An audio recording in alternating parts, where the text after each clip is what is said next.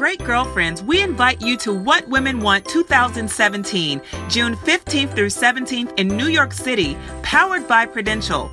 The 2017 What Women Want Conference is all about uniting women from around the world in one weekend with power talks, workshops, dance breaks, beauty and wellness tips, and authentic connectivity that will inspire you to return home ignited to create change. This year, our theme of building bridges and breaking barriers is about women creating connections first with themselves and then with others to lead an outstanding life. At What Women Want, over 200 great girlfriends will go from me to we as our programming will guide girlfriends on living a life full of purpose and power.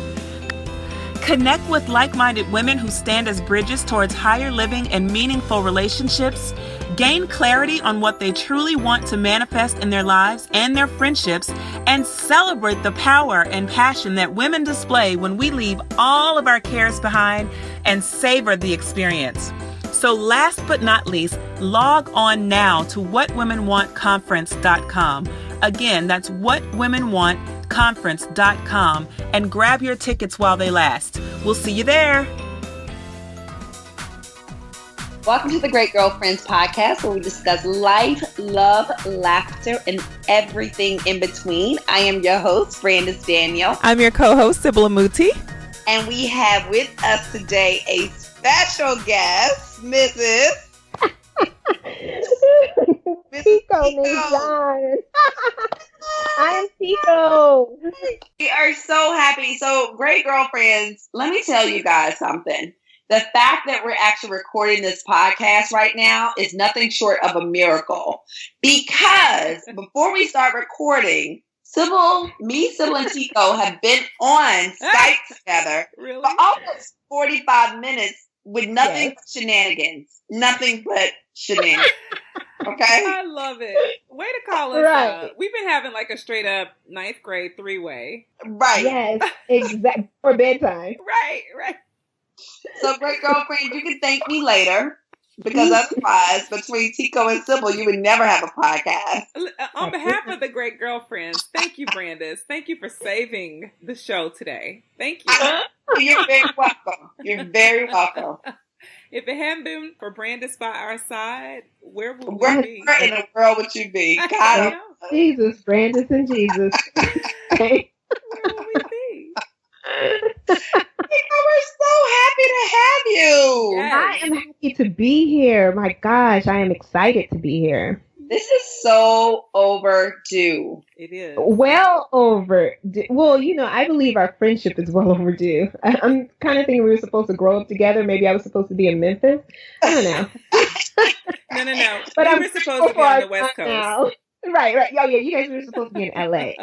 No, you don't want to have grown up here. And I blame the fact that it's overdue. I blame that on Brandis, because if it weren't for me actually orchestrating this great moment, Tieko, I don't know, Brandis will probably be in the bed tonight.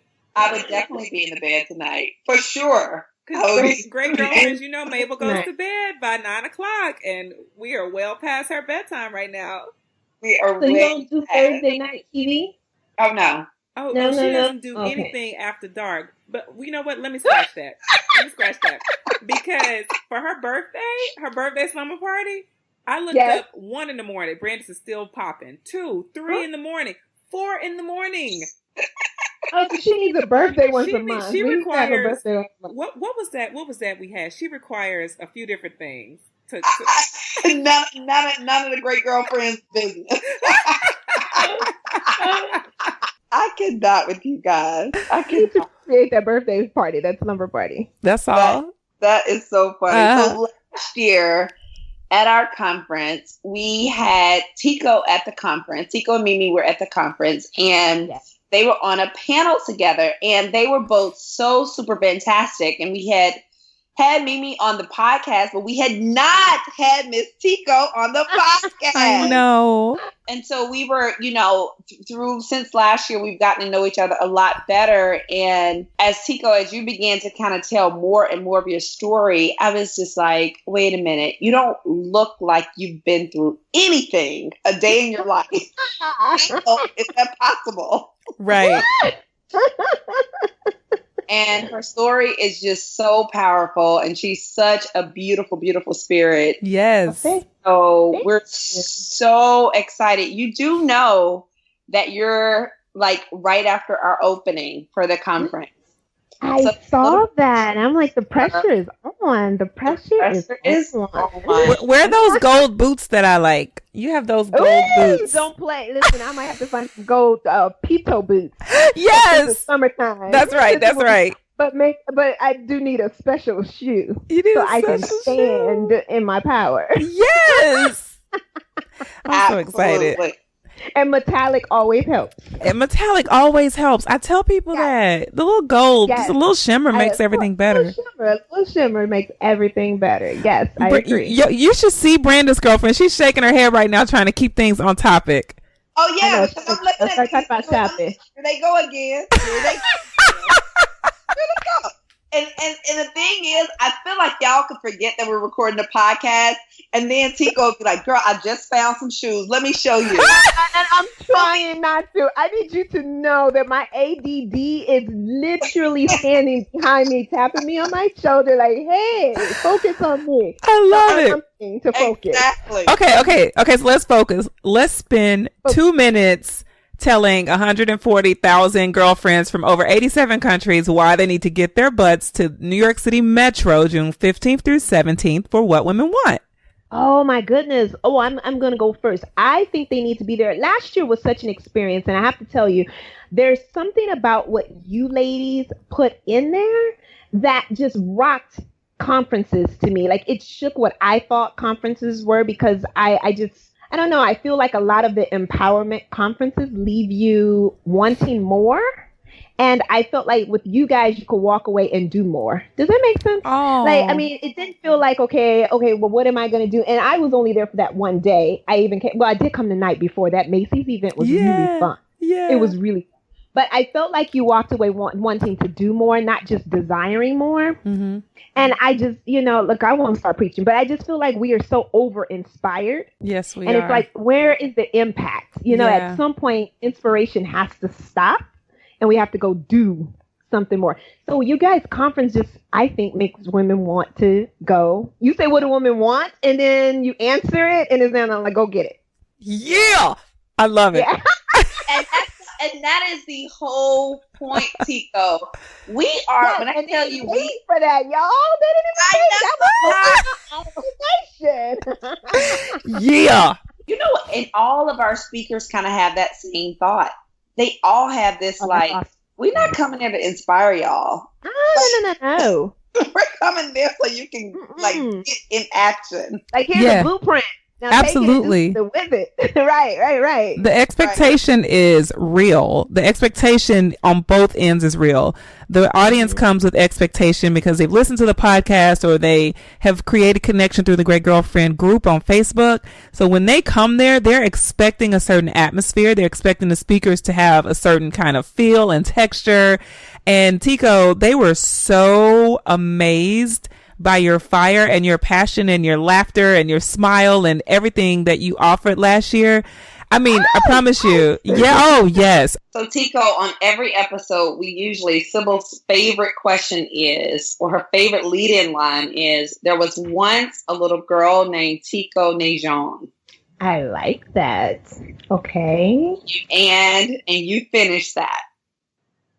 There was once a little girl named Tieko Nejon Elliott, which was because Nejon is my middle name, who did not know that she counted for something. She was just going through life, and she didn't know that there was a worth to that existence. And so I feel like that little girl, of course, she's grown now, but she went through these stages of realizing. And guess what? That little girl is still here in a lot of ways, the woman I am now, my BFF, if you will, is that little girl. I love that. That's my BFF, that little girl. I love that. Hey. And so take us through, how did you get to a place where you didn't know the word to the powerhouse that we see today?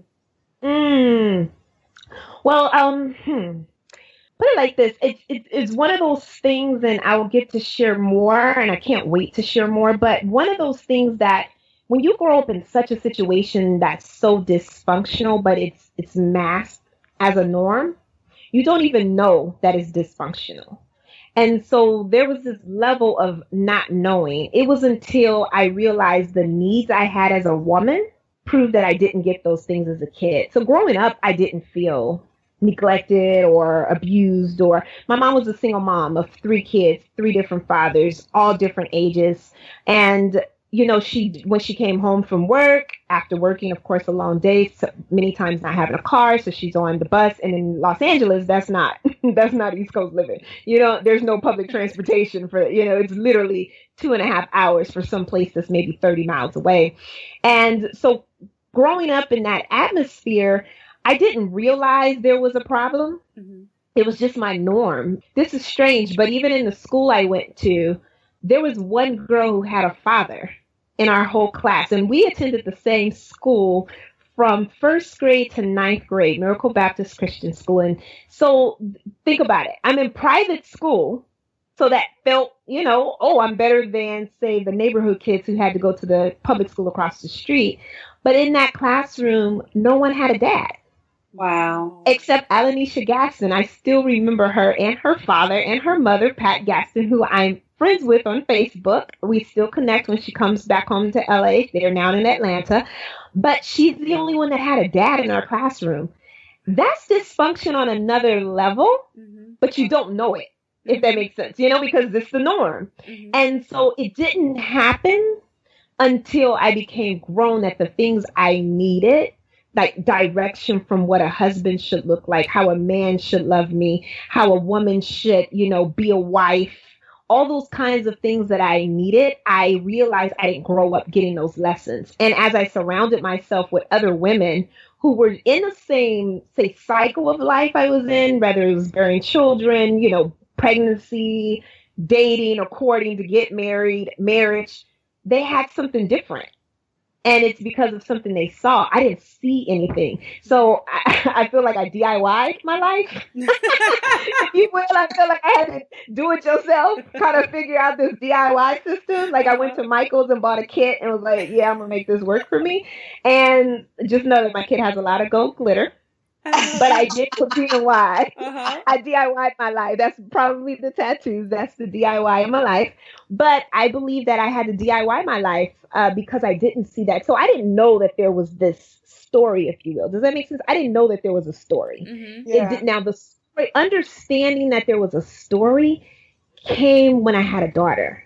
And that's when I realized there's actually a story behind the way I grew up. That thing, that experience, if you will, that situation, that Tieko, and my family called me Tiki, that situation that Tiki grew up in, that's a story, but I didn't realize it was a story. I thought it was just survival. This is what you do. And either you ended up this way, which was a single mom, or on drugs. Like, listen, when I tell you I experienced seeing drugs so up close, I remember getting my hair done, I want to say for graduation. And I know y'all didn't ask me this, but look. No. I remember getting my hair done for graduation in middle school at the neighborhood shop. I'm sure my mom worked out some kind of payment. Listen, I didn't go to the shop. Mom was pressing my hair.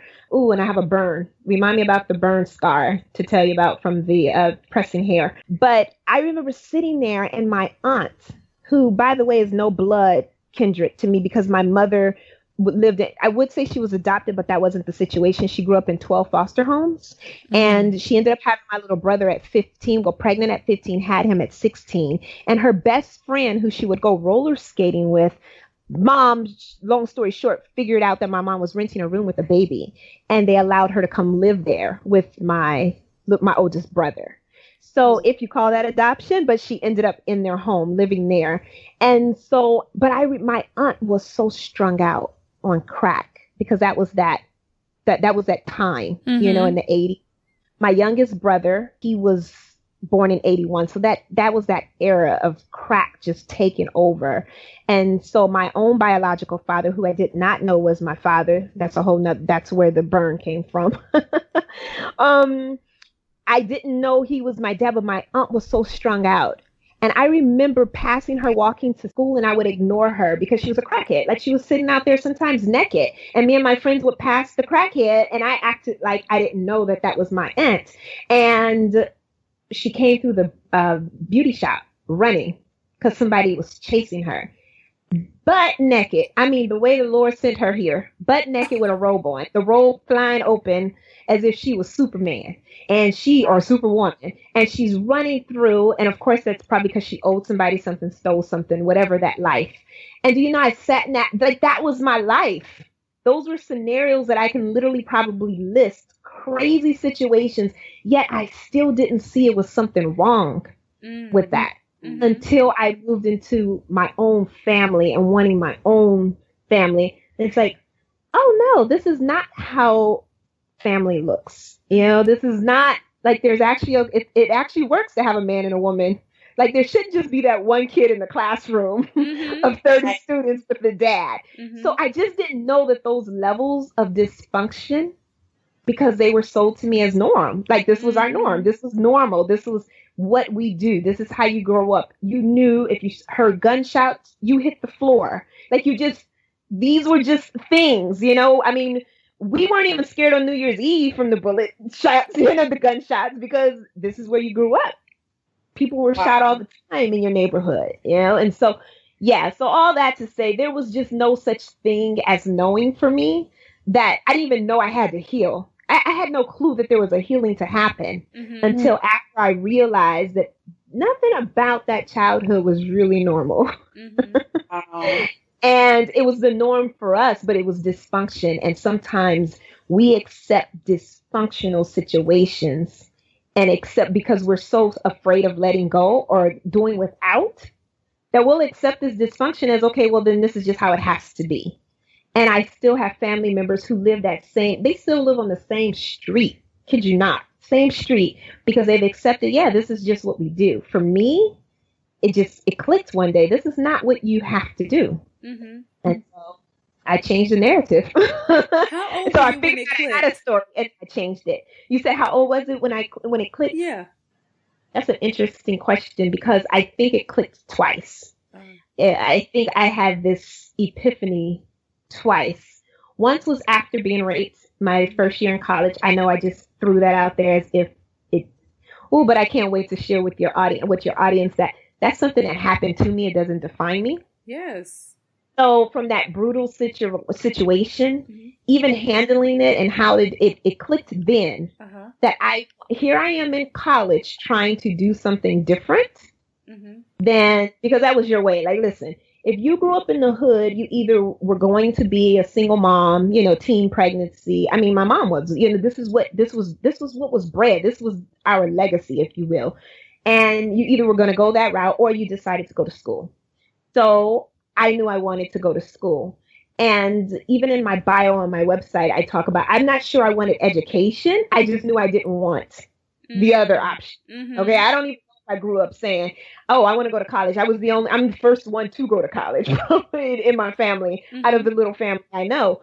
And so shifting that one time from that tragic, to me, traumatic incident is when I realized none of this has to be. And that's when it first clicked that something's different. This isn't normal. And then that's that. And then, like I said, the second time would be when I had my daughter. And my mother, my mom and I are so extremely close. Like, I love that woman to pieces, and I know she loves me. But she always says that she realizes that what I've decided to do is everything she didn't do. And I believe that's you learn a lesson in everything, right? Like, every situation presents you with this opportunity to either mimic it or to go against it and do something different. But there's always a lesson. So the only thing I had was, okay, well, I don't want to be the mom who cooks dinner and then disappears. because I don't sit down at the table and have dinner. Now, what I didn't know is because my mom bought literally 6 chicken wings, two, and two for me and my siblings, and there was not enough for her to eat. So I didn't know that's why some nights she was just disappearing, right? Like I assumed mom's just tired and she's worn out. So when she would so there was just so many things I saw that I didn't want. That burn. Remember I said the burn? It's crazy because part of that story would be, I remember I think I was 13 and I was this inquisitive kid, and I heard who I thought was my dad arguing with my mom, and something came out that she's not my child, kind of sorted, this was my little brother's father, but I didn't know this wasn't my dad. And I decided to ask her while she was pressing my hair before Sunday school, Mom, who's my dad? And of course, she was not expecting that on a random Sunday morning. And she dropped actually, she was in the middle of curl. And I'm talking about the curlers you put, not in that little iron, you put them on the stove. Oh, yeah. Bergamot grease and the stove, okay? She dropped those curlers down my arm. Oh. And she went and called my godmother. And at that point, I could care less who my daddy was. Like, well, not the father. I did not care who the father was because I had a bird. Yeah. But its name did not match the name that I found on the birth certificate that was part of I went looking for the birth certificate. Oh, wow. I'm going to figure this out since he's not my daddy. Who's my father? Oh, my God. I was digging and I found out that man was not. I'm like, wait, last name says Elliott, but on this birth certificate it says Johnson. Something's not right. And then my mom and my little brother's last name was Nettles.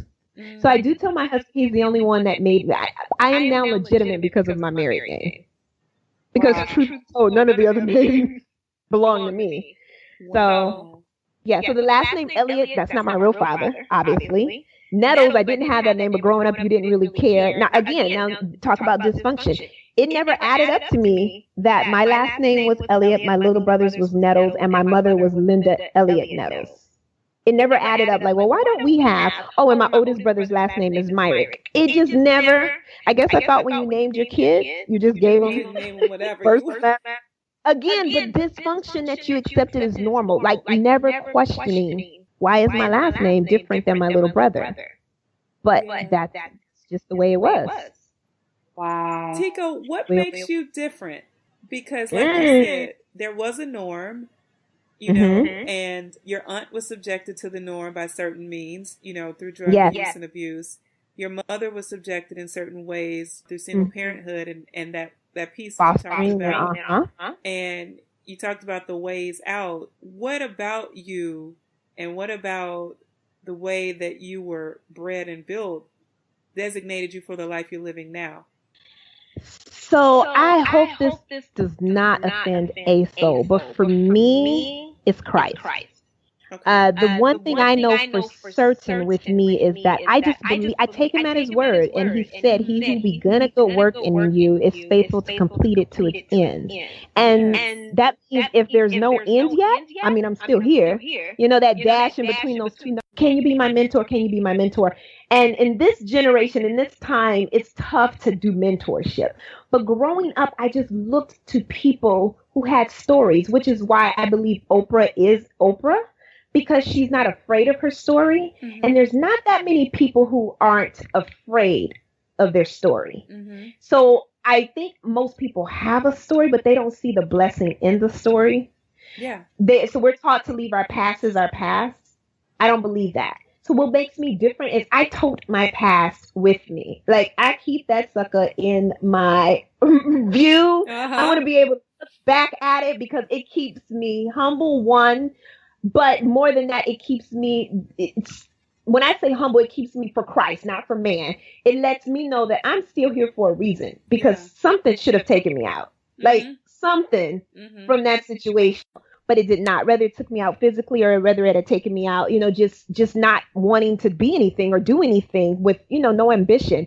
Had I allowed it to just sever my spirit, then so I think that's what makes me different is that I didn't die. And I'm not afraid of what almost killed me. So that end for me is important because most women don't date up right now. And most of them can tell you, I must say about 95% could probably say that they've survived something. But they don't have the and part, and I'm okay with telling it. You know? And I believe that's the real healing. Not accepting that it happened to you, but accepting it and taking it with you. Like, hey, these are my ticket stubs to the shows I attended. Yeah. But I found exit, and so I can show you what I did. But I take it with me. And I believe if you listen to the greats that we admire, men and women, Steve Harvey, right? He tells you about how you look at Tyler Perry, who, I mean, he's doing it in the media world, right? But he'll tell you about being homeless in the car.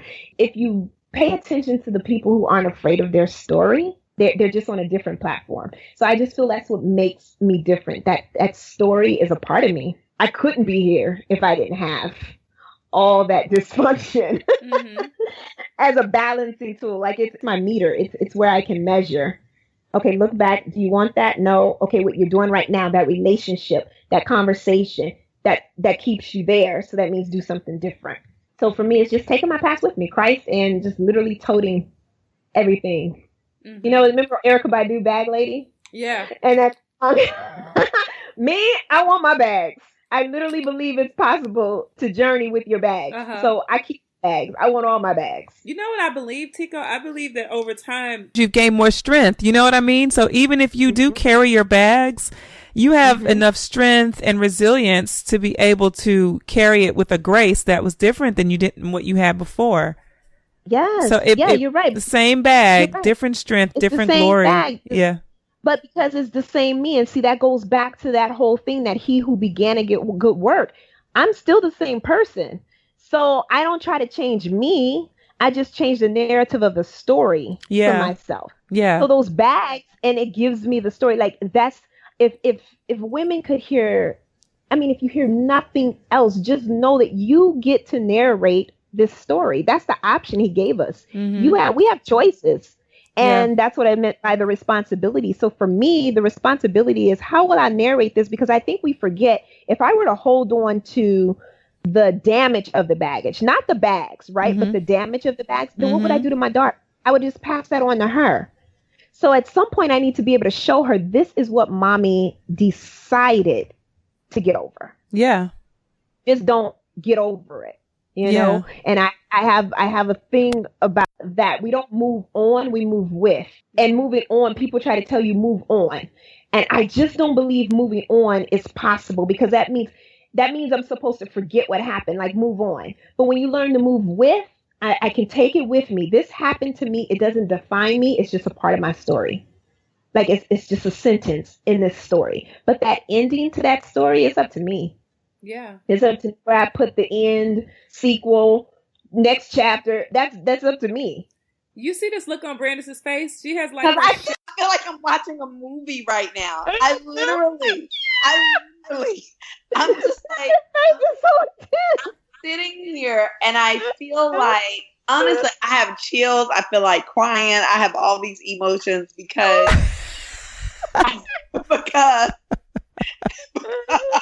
And I'm looking like a mother of the church. She is straight front row, first pew with the Martin Luther King fan, shaking her head like, First pew. Like, won't the Lord do it? Yes. Let him do his work in you. I'm gonna share a little bit of why, right? So, like, Tieko and I have become fast friends. Yes. And the person who I know today who is, I'm talking about like a bad thought leader, like a brilliant businesswoman, like, you know, full of like all these amazing things that you are. And I thought you had told me your story. However, what is it? House will never? Is that what people say? House will never. You know, there's like the things you just said, I didn't even know. And so I'm like, to me, it's just almost awe-inspiring that you could go through all of this, be where you are today. Because again, when people see you, when they hear you speak, when they see your confidence, when they see your vulnerability and your boldness, and you bring all that with you, like you're not holding back anything. I don't think anyone would ever think you've been through the things you've been through. Right. You know, and so that's not easy. And I'm sitting here because I'm like, what questions do I ask next too? Because I'm like, what does that transition look like on even a practical level of going through this? And there's parts of the story you haven't even told.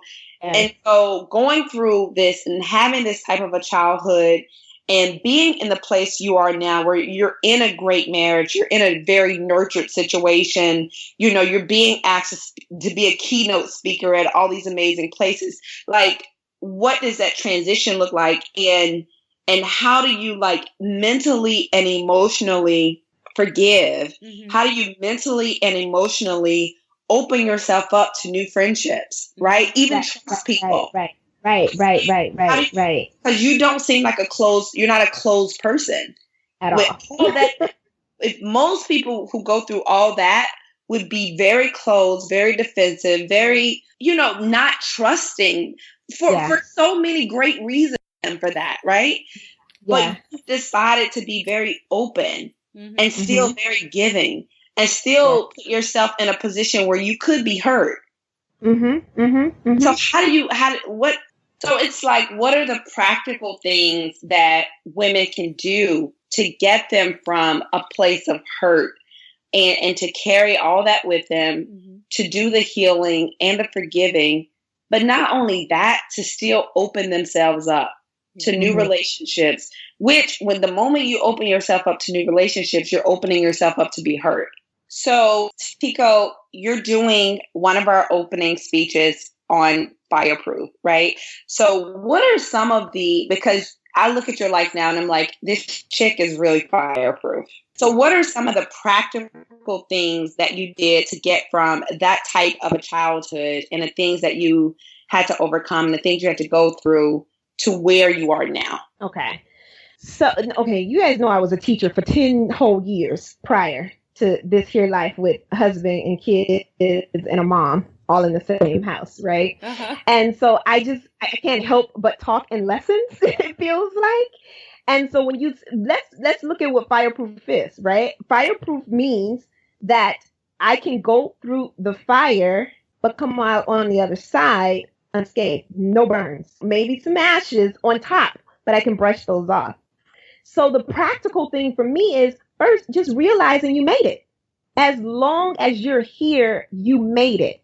So guess what? I'm not doing anything special. All of us are fireproof. We made it. Whatever happened, and when we're sitting in that conference that day, how we're sitting on this Skype right now, when we're on Facebook, that means it's not happening in that moment.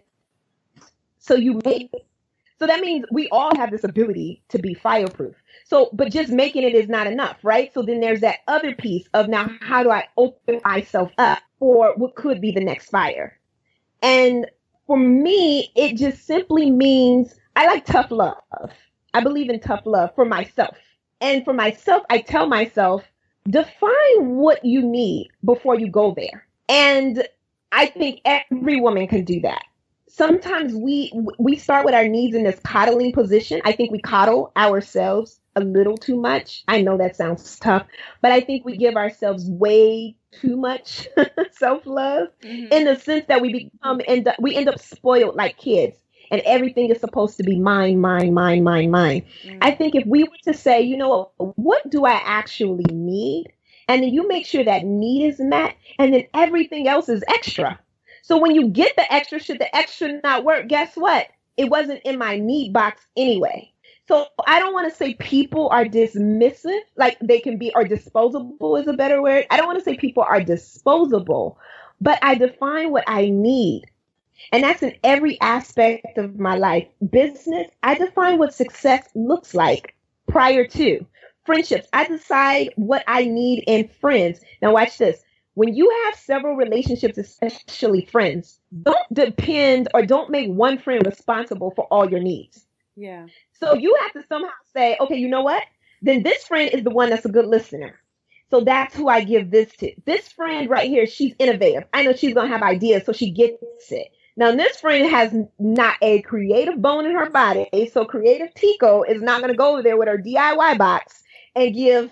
But if you start dumping on the people everything you need, then you become, I think, spoiled in a way, and then you're holding this other person responsible, like a kid, right? Like, Brandis, you have a baby, and at that age, you're supposed to be spoiled. In her head, mommy is supposed to give me everything I need. When you become an adult, no one should have to be responsible for giving you everything you need. No situation should have to be held with that charge to provide everything you need. So for me, I feel like, okay, listen, if I decide this is what I need, Tieko, at the bare minimum, you need someone that you know can ride or die, and they don't even understand the business side. I need friends who are in marriage because I'm married. Like that's a necessity for me. It just doesn't help to talk to single friends about marriage. So I know I need friends who have marriages and they actually love their husbands and their husband love them, right? Like that's a need for me. I'm not knocking anyone, but that's my need. I need for friends whose children don't know the latest dances because my kids are kind of square on purpose. I need them to be able to go to college and hopefully for free. And so that means I have to shelter them from some things. And so you have to decide what you need. And then once you label what you need, then you'll find yourself, you'll be in abundance. But then that means you don't need everything.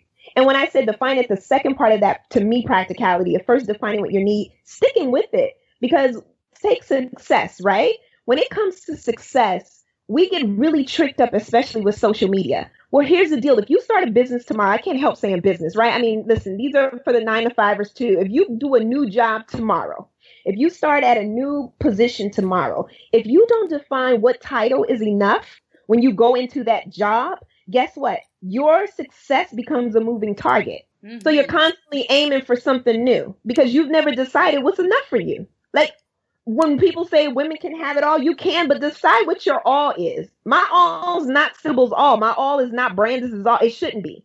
But we get on social media and we think her success should be my success, and her wardrobe should be my wardrobe, and her friends should be my friends, and her relationship should be my relationship. And so we've never decided what we need for ourselves, and so it becomes a moving target. I believe the way to go through the fire is when you know who you are, what you need, what you're going after, and you don't shift that, you become fireproof. You become unshakable. You become rooted.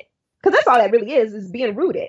Right. If you plant something and you harvest it, there's a root that happens. We think that when we plant something, it just goes one way, right? Like it grows upward. But it's growing downward too. That's where roots come from. So I feel like everybody walking around now, right? Hashtag stay woke. Right. Well, you can't stay woke if you're not rooted in something. Like you need to be rooted in a belief to even stay woke. Well, I mean, we just jump on trends, right? Stay woke.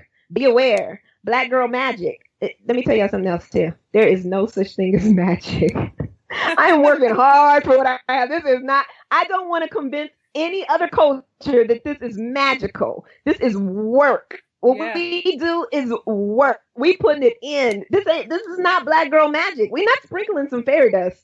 We are working for what we want. And so I just believe being rooted, being clear on who you are, that's just practical. And how do you find out who you really are? That's that little girl I told you that I'm best friends with. She actually knows what she wants. Mm-hmm. Most of us, we know what we want. They think about it. Whatever you were good at, you probably were really good at it when you were. I'm doing my first book now, and it's funny because and I've shared this with Brandis, and I hope to have it at the conference. It's written like a children's book, but it's for adult women. But the funny thing is, I went in my garage just 2 weeks ago, and I found this tub that had all these sketches of where I thought I was going to, this is just one of the many things I was going to do to escape. I thought I was going to write for Hallmark. Like I was like, these are my greeting cards, and I would draw the covers and have the right. So it's the same little girl. I used to line and my mom said I would go back and forth between Shirley Caesar. That ages me. So at 41, we listened to Shirley Caesar when I was a kid. So I would line my dolls up, and I thought I was Shirley Caesar, but it was no wonder that I was a school teacher. And then it not only makes sense that I would travel the states speaking, but the little girl lined her dolls up. Mm-hmm. So if you're looking for who you are, just sit still for even an hour and think about, what did I love when I was a kid? What had my attention? What was it you couldn't wait to get home from school to do? Mm-hmm. If you had a mama like me, you don't touch anything until your homework was finished, right? Well, what was that thing you couldn't wait to finish homework to get to? Mm-hmm. So that to me is my practical advice. Just know who you are, define what you want for you, and then stick to it. And you'll find yourself able to go through fires and still come out like, you know what? But I'm still not there yet because I've defined what I want and I got to get there. And then when that course changes and the winds shift and the tides go a different way, you get back on course and you say, but I'm still headed there. Most of us don't have a destination. So for me, having a destination means no matter what happens, I have to get there. Mm-hmm. And I'm not there yet. I'm not there yet. And here's a little side note. I don't think I will ever know my real there because I believe legacy. I believe your success should show up a couple of generations later. Absolutely. And I found that out. Now, listen, I'm married to a white man. I believe in Black power, but my husband's white. And the way that they do family is a little different. Mm-hmm. The wealth, and I'm not just talking about financial wealth, that they live on now, and his siblings, there's 6 of them, started with great-grandparents. And I get our great-grandparents, we were enslaved, right? Like most of ours were somewhere in that time frame, if you're my age at 41. Mm-hmm. But that doesn't mean you don't have wealth, right? I might have riches, but it doesn't mean I don't have wealth. And guess what? We can start now. We can keep looking backwards. Okay, fine. Or I can move forward. So my kids, my children's children, my great-grandchildren, they should have a good story to tell. And so I feel like that destination doesn't even end with this life. Mm-hmm. It's going to be what my daughter tells her kids and what my son tells his kids. I love it. Ah, good. I love Brandis's wisdom face. I should have screenshot. Okay, oh, you should, because that's what I like. Screenshot to me, Sybil. I should have. I like that face. But I should have. Look, now she want to fix that hair that was standing up the whole time. You caught that, Tieko? She pushed the hair up. She pushed the hair up. She pushed that up like I just can't, right? And the hair was standing up, and she just fixed it. She's like, I'm done, and we're about to leave the front row, so I need to fix my hair before I. Right.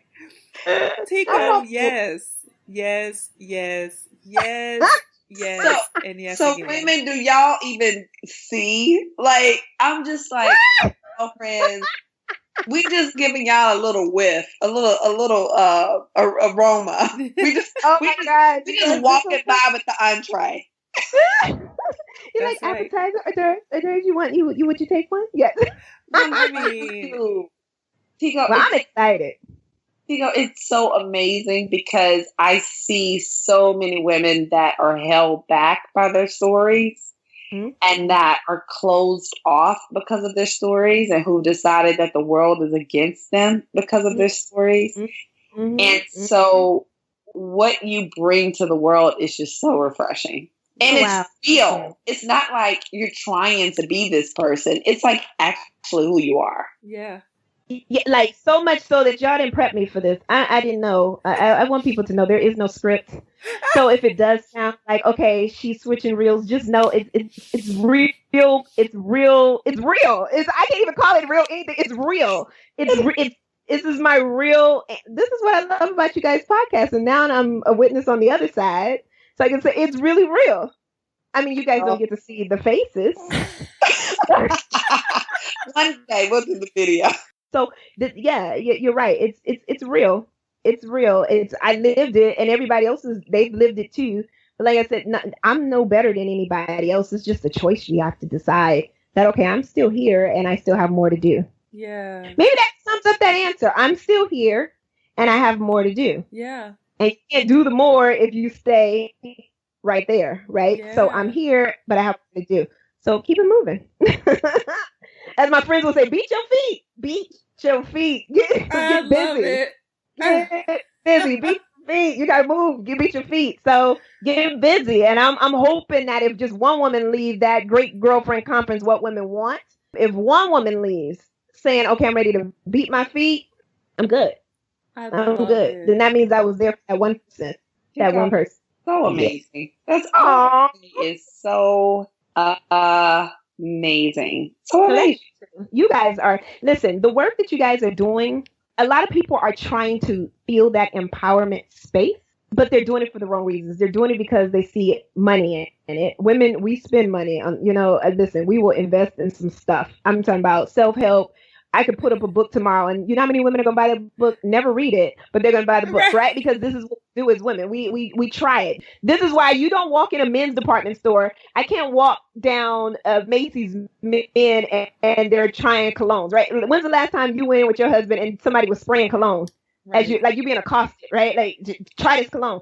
But you walk into women's Macy's, especially the one in New York with you guys, all those floors, like 7, 9 floors, every floor they stand there waiting on you. Try this, try this, try this, try this. We will try some stuff. So women, but the space you guys are feeling, it's like you're feeling a void. And so I commend you guys for even taking that leap of, and it's not from a victim's place. You guys are feeling this void from a real empowerment place, not from a victim's place. I sure hope I didn't step on toes of anybody else that might be listening to this and they're doing empowerment. But you guys aren't catering to victims. You're catering to victors. And I just think that's why I'm so in love with the Great Girlfriends, because I don't leave there thinking like, yeah, that's what happened to me, and leave them, girl. I just don't feel that when I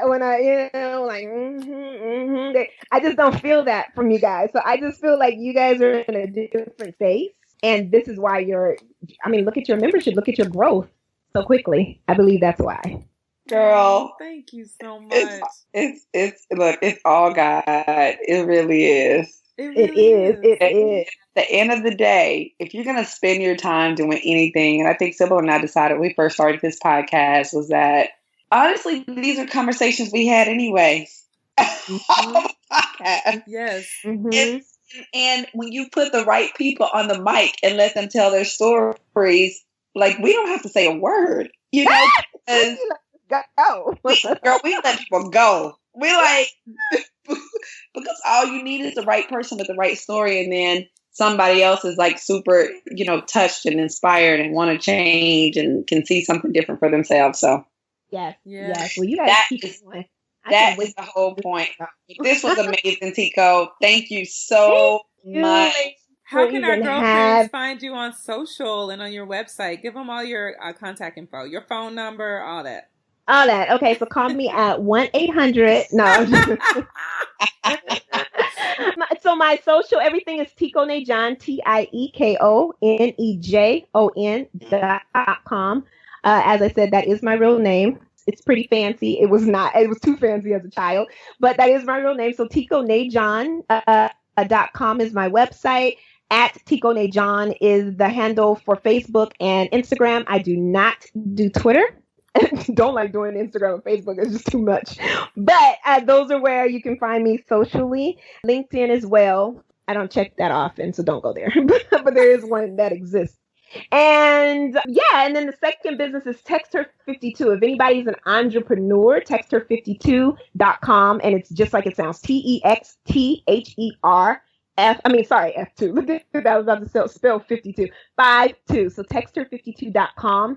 That's the second Instagram page and business. So you can, or a leg of, I should say, it's an entity of Tieko Nejon. You can find all that good stuff there. Tieko, it has been a pleasure to have you. We're so glad that you made time for us tonight. And thank you for supporting us and all of our great girlfriends. We like to close out our episodes each week by thanking our husbands. So thank you, Kwaku. I love you. And thank you so much, Rich Daniel. And thank you, Todd Wilson. And then for those beautiful babies that we got. Thank you, Sam and Dylan. And Miss Sky Grace. And Breck and Lindsay. Who are so adorable. So adorable. They are. Thank you. And thank you, great girlfriends all around the world. 87 countries strong. Yes. Thank you so much for trusting us as your go-to source for everything life, love, and laughter. Make sure you listen every Wednesday through iTunes, Podcast Republic, Podcast Beam, Stitcher, Blueberry, and every other podcasting service. Be sure to check us out on social. We're on Twitter. _Great GFS. We're on Facebook. The Great Girlfriends. Instagram. The Great Girlfriends. And be sure to check out our Facebook group. We're about 16,000 strong. Absolutely, which is also the Great Girlfriends. Yes. Make sure you post your questions online. You share with your friends. Keep listening. Keep being a great girlfriend. I'm Sybil. Yeah. I'm Brandis. And I'm Tieko. And we're signing off.